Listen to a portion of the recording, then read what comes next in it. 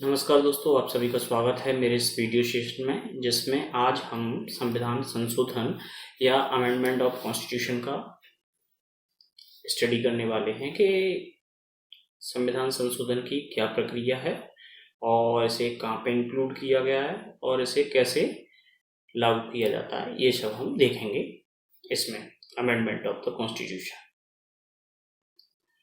वैसे हम देखें तो अगर प्रीलिम्स में इसके क्वेश्चन पूछे जाते हैं तो वो सीधे कुछ तो इस प्रक्रिया प्रोसीजरल में से पूछे जा सकते हैं और कुछ कहाँ से पूछे जाते हैं। मेनली जो क्वेश्चन पूछे जाते हैं वो पूछे जाते हैं कि संविधान संशोधन, किस संविधान संशोधन में क्या हुआ, किस संविधान संशोधन में क्या हुआ, ऐसे क्वेश्चन पूछे जाते हैं।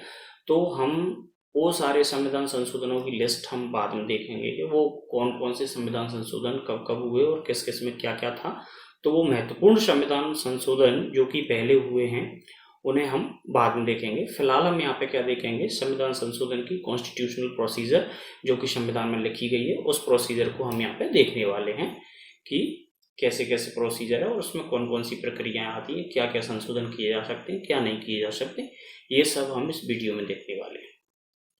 और कृपया यहीं से नहीं भागना है, अभी आगे भी चलना है हमें आखिर। ठीक है, चलो शुरू करते हैं।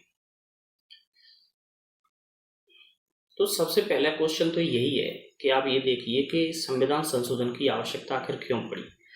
कोई भी चीज में संशोधन क्यों किए जाते हैं, और खासकर संविधान जैसी एक अच्छी थीसिस जो कि बहुत एक शानदार और कानूनी पुस्तक थी, जिसमें पहले ही इतना डिस्कस करके इसे इंट्रोड्यूस किया गया था, उसमें भी संशोधन की प्रक्रिया को सम्मिलित करना क्यों आवश्यक हो गया था। तो सोचो जरा कि संशोधन की क्यों आवश्यकता थी। इतने अच्छे डिस्कस्ड और आपस में सहमति से बनाए गए एक डॉक्यूमेंट पे जो कि पहले ही इतना डिस्कशन से लाया गया था, उस पे आखिर क्यों इस संशोधन के अमेंडमेंट के चैप्टर को उसमें जोड़ने की आवश्यकता रही होगी। क्योंकि वहां बैठे लोग इतने मजाक तो कर नहीं रहे थे। जब उन्होंने इस चैप्टर को जोड़ा तो इसमें कुछ ना कुछ तो खास बात होगी, इसीलिए इसे जोड़ा। तो वो क्या था कि जैसे जैसे परिस्थितियां बढ़ती जाती हैं, चीज़ें आगे बढ़ती जाती हैं, तो क्या होता है कि कोई ना कोई चीज़ें जो उस परिस्थिति में छूट गई थी, इन्हें उस समय जरूरी नहीं थी, लेकिन आज वो जरूरी हो गई। जैसे कि उस समय इंटरनेट का अधिकार की क्या आवश्यकता थी, इंटरनेट तो कोई जानते नहीं था 2000 कब 1950 में जब वो इसे फॉर्म कर रहे थे, लेकिन आज इंटरनेट के अधिकार को निजता के अधिकार में समाहित करने की बात चल रही है।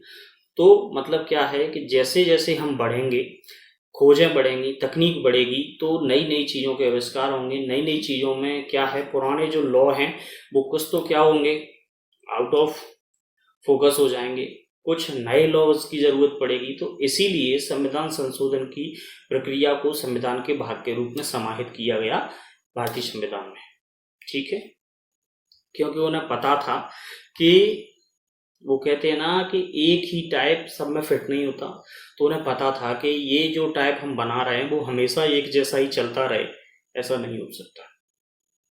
कभी कभी क्या है, प्रक्रिया और रूढ़ियाँ जो पुराने समय से चली आ रही हैं हम उन्हें फॉलो करते जाते हैं, लेकिन जरूरी थोड़ी है वो आज उतनी मायने रखती हूँ या उनकी आज उतनी उपयोगिता रहती हो। समय के साथ चीज़ें कुछ ना कुछ चीज़ें तो महत्वहीन होती ही जाती हैं, कुछ नई चीज़ें महत्वपूर्ण आती जाती हैं। तो ये समय के साथ चलता रहता है। वैसा ही संविधान में इसीलिए संशोधन की प्रक्रिया को इंक्लूड किया गया कि परिस्थिति और आवश्यकता के अनुरूप इसमें संशोधन किया जा सके। ठीक है, अब क्या है, वैसे तो क्या है, जितने भी संविधान बने हैं सब में क्या होता है, संविधान संशोधन की प्रक्रिया ऐड की गई है। जितने भी लिखित संविधान हैं उनमें तो लगभग। तो एक संविधान की प्रक्रिया होती है कैसी कि जिसे जब मन चाहा तब सुधार लिया, तो वो कैसी हो गई, संविधान संशोधन की लचीली प्रक्रिया। एक प्रक्रिया ऐसी होती है जिसे बड़ी मुश्किल से सुधार पाते हैं, तब वो कहलाती है संविधान संशोधन की कठोरतम प्रक्रिया। तो कठोरतम प्रक्रिया का उदाहरण कौन है, अमेरिका। क्योंकि अमेरिका में केंद्र के साथ साथ राज्यों की सहमति भी इस बात के लिए आवश्यक होती है कि किस बात के लिए सहमति आवश्यक होती है कि कोई भी संविधान संशोधन किया जाना है तो उसमें केंद्र के साथ साथ राज्यों की भी सहमति आवश्यक होती है। जबकि एक ब्रिटेन है जिसमें क्या है कि ऐसा कोई भी आवश्यकता नहीं होता, क्योंकि उनके पास कोई भी लिखित संविधान नहीं है। वो कैसे संविधान को फॉलो कर रहे हैं, जो वहाँ की परंपराओं, पीढ़ियों और रूढ़ियों से बना हुआ है उसी संविधान को फॉलो कर रहे हैं। तो वहाँ पे जब कोई नई प्रक्रिया उन्हें इंडक्ट करनी होती है तो वो उसे एक विधि के तहत इजीली अडॉप्ट कर लेती हैं। तो वो लचीली प्रक्रिया का उदाहरण है, अमेरिका कठोरतम प्रक्रिया का उदाहरण है। भारत ने एक नई व्यवस्था बनाई, अम्बेडकर जी ने इस पर बहुत मेहनत की, और उन्होंने क्या किया कि इन दोनों के बीच को समावेशी व्यवस्था ऐसी बनाई कि जिसमें दोनों चीजें इंक्लूड हो जाएं। जो चीजें कम महत्व की हैं या जिन्हें साधारण तरीके से सुधारा जा सकता है तो वे एक बगैर बड़ी प्रोसीजर फॉलो किए सुधारी जा सकें, और एक जो बहुत महत्वपूर्ण चीजें हैं जो संघीय ढांचे को बनाए रखने के लिए जरूरी हैं भारत के, तो उन्हें सुधारने के लिए राज्यों की सहमति भी आवश्यक हो, और साथ साथ क्या है तो उसको भी उसमें शामिल किया गया। मतलब कठोरतम और लचीलेपन दोनों की प्रक्रियाओं का समावेश किया गया भारतीय संविधान संशोधन की प्रक्रिया में। लेकिन इस पर कुछ रोकें भी हैं। देखो, जहां नियम बनेंगे कुछ भी तो वहां उसके बाद हमेशा रहेंगे, इस बात को आप बहुत अच्छे से समझ लें, ठीक है। कोई भी law one fit all model जैसी व्यवस्था नहीं होती कि एक ही चीज सब जगह फिट आए। इसीलिए क्या है, हर जगह कुछ ना कुछ तो अपवाद रखे ही जाते हैं। तो वहां भी क्या है कि संसद केवल उन व्यवस्थाओं को तो ये संविधान संशोधन की प्रक्रिया कौन फॉलो करता है? कौन फॉलो करता है? संविधान संशोधन की प्रक्रिया को, प्रोसीजर को चलाती है संसद। संसद संविधान संशोधन की प्रक्रिया को फॉलो अप देती है। तो संसद क्या है, संविधान में संशोधन करने के अधिकार दिए गए हैं, लेकिन वो भी इस सीमा के साथ कि आप कुछ निश्चित चीजों में ही सब को कर सकते हैं संशोधन। ऐसा नहीं कि आप पूरा संविधान ही नए सिरे से ले आओ, ऐसा नहीं कर सकते। इतने असीमित अधिकार नहीं दिए गए हैं संसद को संविधान संशोधन के, ठीक है। अभी हम आगे देखते हैं, ये हम देख चुके हैं, और इसे कहाँ शामिल किया गया है कि 20 में और अनुच्छेद 368 में संसद को संविधान एवं उसकी व्यवस्था में संशोधन में क्या क्या शामिल है? परिवर्तन, परिवर्धन और निरसन। वो उसे परिवर्तित कर सकती है, बढ़ा सकती है, और उसको किसी व्यवस्था को निरसित कर सकती है। ये तीनों अधिकार दिए गए हैं संशोधन के, किसको? संसद को, ठीक है।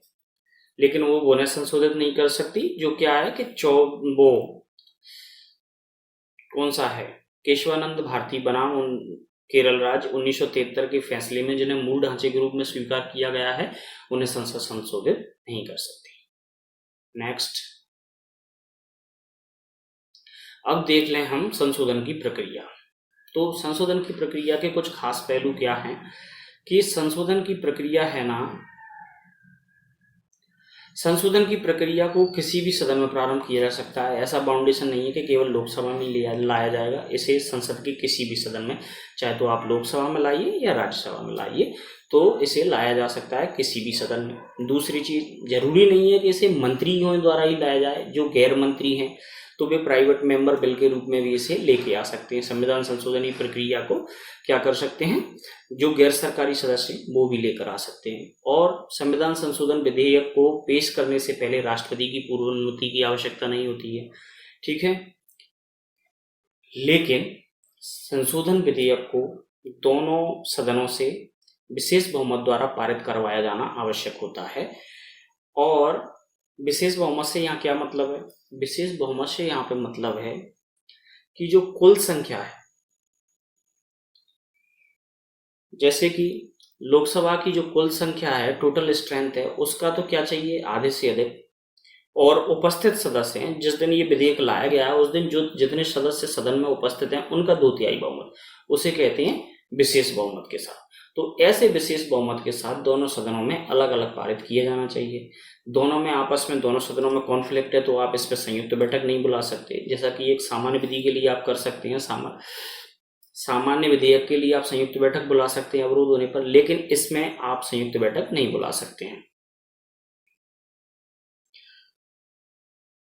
ठीक है। और इसके बाद क्या है कि यदि विधेयक संविधान की संघीय व्यवस्था, ये तो सामान्य चीजें होंगी, लेकिन यदि कोई विधेयक ऐसा है जो संविधान की संघीय व्यवस्था से संबंधित है तो उसमें क्या लगेगा, आधे राज्यों की सहमति भी आवश्यक होगी, और आधे राज्य अपनी विधानमंडलों में सामान्य बहुमत के साथ इसे पारित करके भेजेंगे तो उसे मान्य किया जाएगा। और यहाँ पे ये है,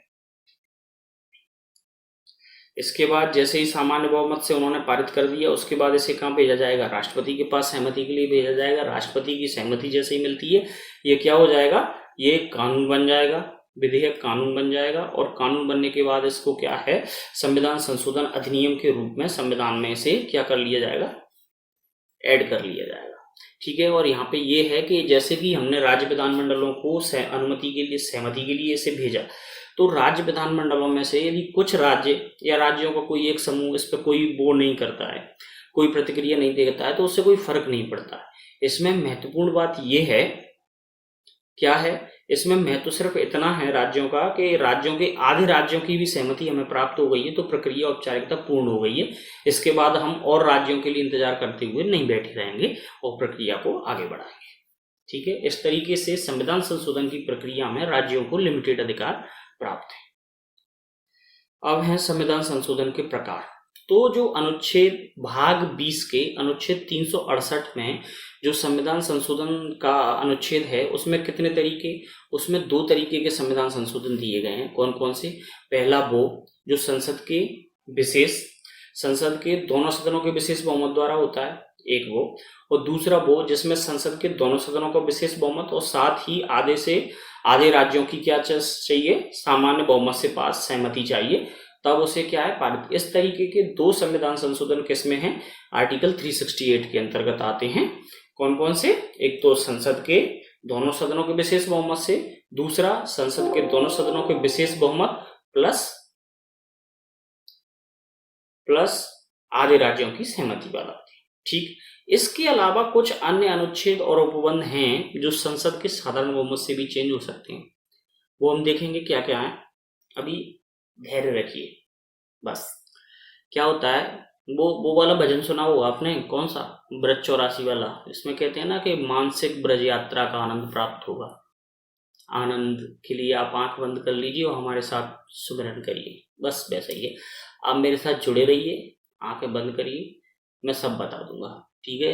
लास्ट में कुछ क्वेरी रह जाए तो आप उसे कमेंट करिएगा और कृपया करके ये जरूर बता दिएगा ये सब मैं जो कर रहा हूँ वो कैसा जा रहा है, ताकि मैं कुछ कमियां हों तो सुधार कर सकूं।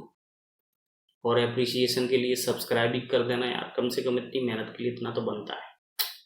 चलो आते हैं पॉइंट पे। तो क्या होगा, कुछ ऐसे हैं जो संसद के साधारण बहुमत से भी क्या किए जा सकते हैं, सुधारे जा सकते हैं, तो वो संसद के साधारण बहुमत द्वारा संशोधन। लेकिन ये अनुच्छेद 368 के अंतर्गत सम्मिलित नहीं है, ये वहीं पे जिस आर्टिकल में वहीं का वहीं चिपका हुआ है। ये आर्टिकल संविधान संशोधन में सम्मिलित नहीं है, जो साधारण बहुमत से सुधारे जाने हैं वो। ठीक है। तो अब आगे देखते हैं हम।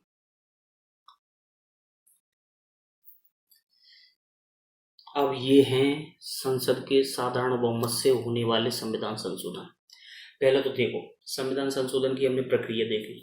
क्या प्रक्रिया थी कि संसद के किसी भी सदन में लाया जा सकता है, लोकसभा या राज्यसभा में कोई भी ला सकता है, मंत्री या गैर मंत्री, मतलब सरकार का सदस्य हो, सरकार का सदस्य ना हो, वो भी इसे लेके आ सकता है। ठीक है। दूसरी स्थिति क्या रहे, ये 2 हो गई। इसके बाद क्या होगा, इसे लोकसभा में विशेष बहुमत से और राज्यसभा में विशेष बहुमत से, दोनों में अलग अलग से पारित करवाना पड़ेगा। विशेष बहुमत से यहाँ क्या ताल्लुकात हैं कि कुल संख्या का आधे से अधिक और उपस्थित जनों का 2/3, ये हो गया विशेष बहुमत। तो दोनों सदनों में अलग अलग दिलवाना पड़ेगा। कॉन्फ्लिक्ट होने पर आप संयुक्त अधिवेशन नहीं बुला सकते। और यदि कोई ऐसा संविधान संशोधन है जो कि किससे संबंधित है, संघीय प्रवृत्ति से संबंधित है, तो वो क्या है, उसमें आधे राज्यों की भी सहमति लगेगी। लेकिन यदि कुछ राज्य कोई प्रतिक्रिया नहीं देते हैं तो उससे कोई फर्क नहीं पड़ता है। यदि आधे राज्यों के विधानमंडल ने सहमति प्रस्तुत कर दी है तो औपचारिकता पूरी हो गई है। इसके बाद वो विधेयक कहाँ चला जाएगा, राष्ट्रपति की सहमति के लिए चला जाएगा। हाँ, एक चीज भूल गए हम, क्या, इसके प्रस्तुत करने से पहले राष्ट्रपति की पूर्व अनुमति की आवश्यकता नहीं होती है। तो जहां से गए थे वहीं आओ वापस, कहाँ पे, अब राष्ट्रपति की सहमति के लिए हमने इसे भेज दिया, राष्ट्रपति इस पे सहमति देंगे। राष्ट्रपति को इसे वापस करने या अपने पास, मतलब पुनरीक्षण के लिए वापस करने, दोबारा सोचने के लिए जो वापस करते हैं ना सामान्य विधेयकों को, वैसे विधेयकों को वापस करने का इसको अधिकार नहीं है। और ना ही वो इसे अपने पास रखे रह सकते, उन्हें इस पर सहमति देनी ही पड़ती है। ठीक है। और जैसे ही राष्ट्रपति की सहमति मिलती है तो संविधान संशोधन विधेयक है वो अधिनियम में परिवर्तित हो जाएगा और अधिनियम को संविधान में संशोधन के रूप में सम्मिलित कर लिया जाता है। ठीक है, अब देख रहे हैं वो वाले इस तरीके से 368 में 2 प्रक्रियाएं हो गई थी, एक तो संसद के विशेष बहुमत से, एक संसद के विशेष बहुमत और आधे राज्यों की सहमति से, और एक और अन्य प्रक्रिया है जो कि अनुच्छेदों के साथ ही सेट है, वो है संसद के साधारण बहुमत से होने वाले संविधान संशोधन। तो उन्हें हम यहाँ देख रहे हैं इस तरीके से। ये 3 तरीके के संविधान संशोधन हो गए। अब पहला देख रहे हैं जो साधारण बहुमत द्वारा होती है, उनमें कौन कौन से आएंगे, और ये सब अनुच्छेद 368 के अंतर्गत नहीं आते हैं, इस बात का विशेष ख्याल रखेंगे। ठीक है, चलो कौन कौन से हैं। नए राज्यों का प्रवेश या गठन, आर्टिकल 2, आर्टिकल 3 क्या है, नए राज्यों का निर्माण, उसके क्षेत्र, सीमा और नाम में परिवर्तन। ठीक है, राज्य विधान परिषद की निर्माण व समाप्ति, ये क्या है, राज्य विधान परिषद का निर्माण करना है तो राज्य देता है, वो सामान्य सहमति के साथ संसद को ही उसके अधिकार हैं। इसके बाद संसद की दूसरी अनुसूची में क्या है, वेतन और भत्ते, वो सामान्य हो जाएगा। इसके बाद सांसदों के वेतन भत्ते वो आपस में वहीं बैठ के बढ़ा लेंगे अपने, उसके लिए तुम्हें कोई विशेष काम करने की जरूरत नहीं है। संसद में प्रक्रिया व नियम, संसद के सदस्यों के विशेषाधिकार, संसद में अंग्रेजी भाषा का प्रयोग, उच्चतम न्यायालय में अवर न्यायाधीशों की संख्या, उच्चतम न्यायालय के न्याय क्षेत्र में वृद्धि करनी हो, राजभाषा का प्रयोग हो, नागरिकता की प्राप्ति और समाप्ति, ये वही बनाती है संसद को इसके अधिकार है। नागरिकता के संबंध में कौन सा बनाया था, नागरिकता अधिनियम 1955। संसद एवं राज्य विधानमंडल के लिए निर्वाचन क्षेत्रों का पुनर्निर्धारण, केंद्र शासित प्रदेश, 5वीं अनुसूची, 6ठी अनुसूची, तो दूसरी, 5वीं, 6ठी अनुसूची लिख लो। ठीक है, कौन कौन सी अनुसूची हो गई, दूसरी, 5वीं, 6वीं, आर्टिकल 2 और 3, और न्यायालयों के अधिकार क्षेत्र से संबंधित जो भी हैं। और इसके बाद और क्या है, संसद और निर्वाचन क्षेत्रों के निर्धारण से संबंधित हैं, उन सब के क्या है, ये इन्हें सामान्य या साधारण बहुमत द्वारा संसद ही इन्हें चिन्हित कर सकती है। इसके लिए 368 के अंतर्गत आने वाली प्रक्रिया की आवश्यकता नहीं है। अब देखो क्या होता है कि जब ये चीजें पूछने लग गया कोई, ठीक है, कि कौन सा किस प्रक्रिया द्वारा संशोधित होता है, तब बहुत आफत हो जानी है।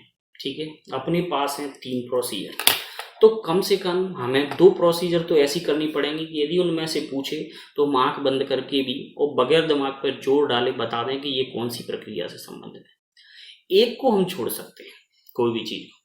अब यहाँ चूंकि किताब वाला खुद भी समझदार थे, उन्होंने पहले ही साफ कर दिया, उन्होंने जो सेकेंड है ना विशेष बहुमत वाली, उसमें सीधे लिख दिया जो पहले और तीसरे में सम्मिलित नहीं है वो दूसरे से। ठीक है, तो अब हमारे पास बाध्यताएं ये हैं कि हमें पहली प्रक्रिया से होने वाले और तीसरी प्रक्रिया से होने वाले। तीसरी प्रक्रिया के लिए चीजें ऐसे हो सकती हैं, उसे हम थोड़ा सा देखेंगे, जो संघीय स्वभाव के होंगे। संघीय स्वभाव समझे, जब 2 सरकारों के कर्तव्य एक साथ हैं तो वो संघीय व्यवस्था है। अब दोनों सरकारों में कोई किसी एक को प्रिवेल करने की कोशिश करेगा ना, वो होगा संघीय व्यवस्था से संबंधित, तो उसे हम राज्यों की सहमति के लिए छोड़ेंगे। ठीक है, तो उसे देखने का हम एक नजरिया, एक एंगल समझ लेंगे ताकि वो हमारी सुविधा के लिए ठीक रहेगा। और इनमें क्या है, वो हैं जो बिल्कुल नॉर्मल हैं, जिनके में ज़्यादा प्रॉब्लम नहीं आने वाली है, जैसे कि वेतन है, विशेषाधिकार है, निर्वाचन क्षेत्र के कार्यकलाप हैं, जो कि काम संसद के हैं, वो ही हैं इनके पास साधारण बहुमत से। ठीक है, चलो आगे देखते हैं दूसरी प्रक्रिया को।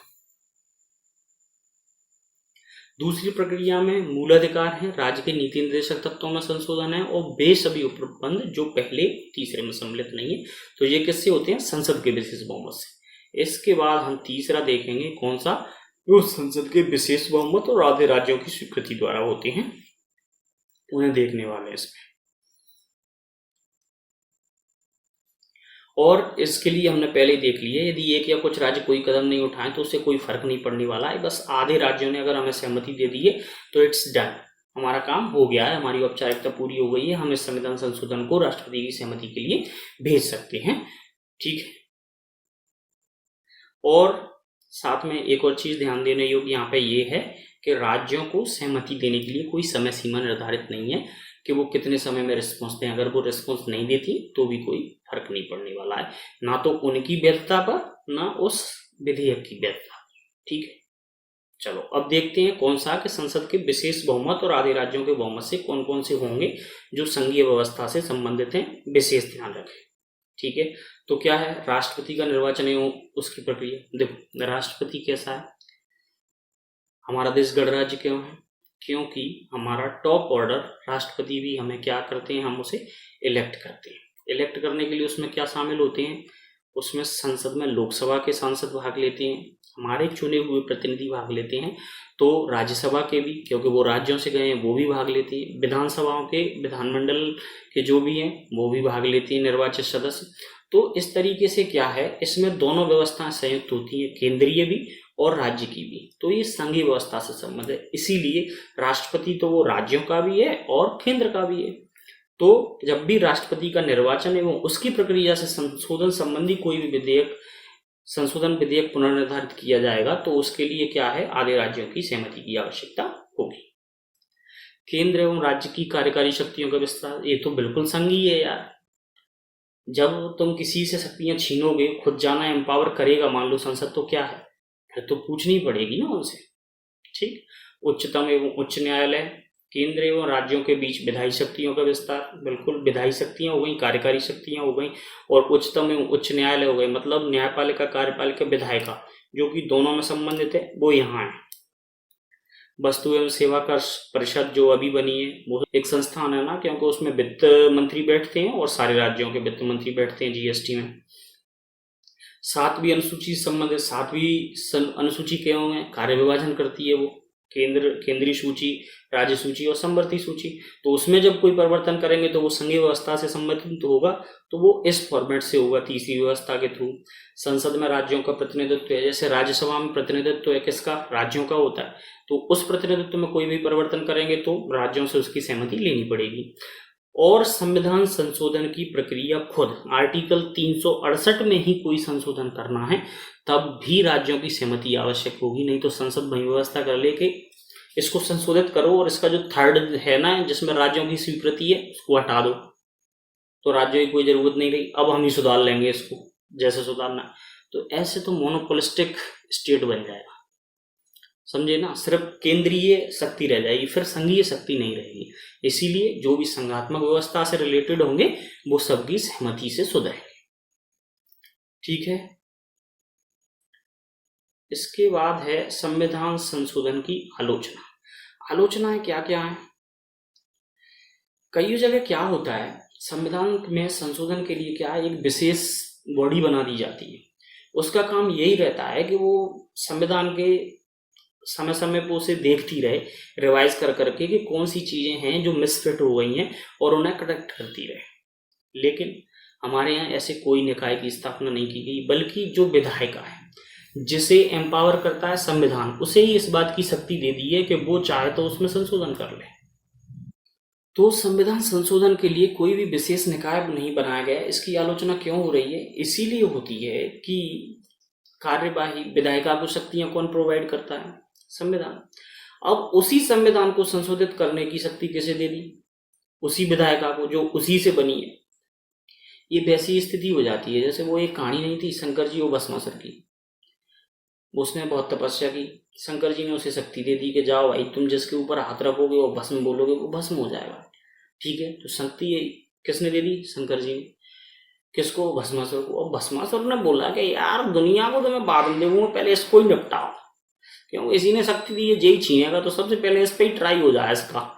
तो फिर शंकर जी और उसके मारे भागते फिरे। तो वैसी स्थिति यहाँ हो रही है। क्या हो रही है कि विधायिका को शक्ति कौन दे रही है, विधायिका को शक्ति कौन दे रहा है, संविधान। और संविधान को संशोधित करने की शक्ति किसके पास है, विधायिका के पास। तो विधायिका के कभी भी इतनी शक्तिशाली या असीमित शक्तियां अर्जित करने की संभावनाएं हमेशा बनी रहती हैं, क्योंकि उसी के पास संविधान संशोधन के अधिकार हैं और वो खुद के अधिकारों में कितनी भी वृद्धि कर सकती है। और इसके कुछ उदाहरण हुए भी हैं, जैसे 42वें संविधान संशोधन 1976 से जो इंदिरा गांधी जी द्वारा किया गया था, उसमें क्या है, विधायिका को, संसद को असीमित शक्तियां दे दी थी और उसके द्वारा किए गए सुधारों को भी क्या कर दिया था, न्यायिक पुनरावलोकन शक्ति से भी बाहर कर दिया गया था। ठीक है, तो इसलिए इस तथ्य की आलोचना होती है। दूसरा देखें, संविधान संशोधन की शक्ति संसद में निहित है।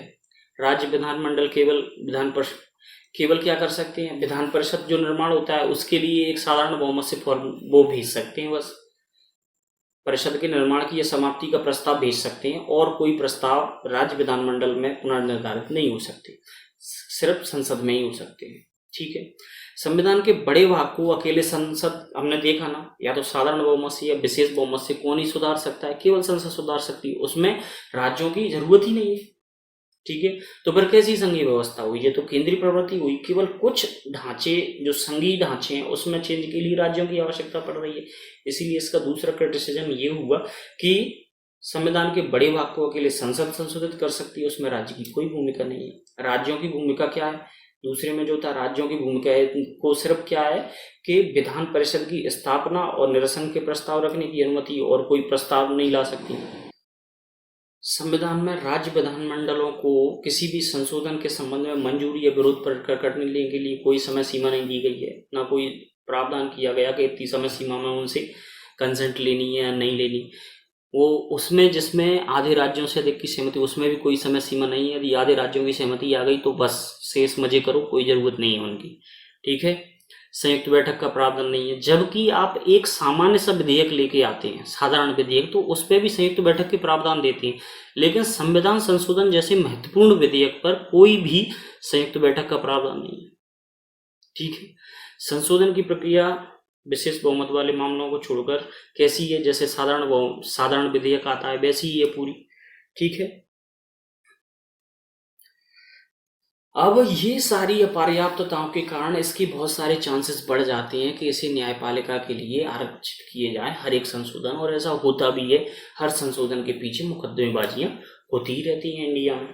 ठीक है, तो ये सब क्यों है, क्योंकि उसमें कुछ कमियां रह गई। ये इसकी मुख्य आलोचनाएं थी संविधान संशोधन की व्यवस्था की। ठीक है,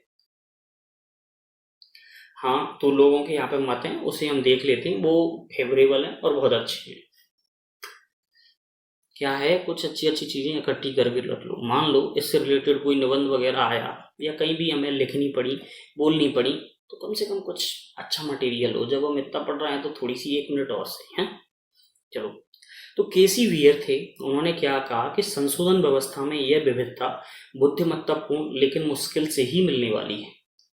उन्होंने इसे स्पेशलाइज किया कि इसमें जो व्यवस्था है, संशोधन की व्यवस्था है, इसमें जो वेरिएशन है वो बड़ी मुश्किल से मिलने वाला है, और एक मतलब शानदार मिक्सचर बनाया गया है।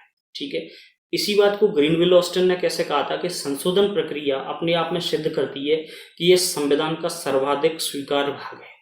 यद्यपि यह बहुत जटिल है, पर यह काफी विविध गुणों वाला है, क्योंकि एक डाइवर्सिफाई कंट्री के लिए एक डाइवर्सिफाई व्यवस्था बहुत जरूरी होती है। ठीक है, इसी के साथ हमारा ये चैप्टर समाप्त हो रहा है।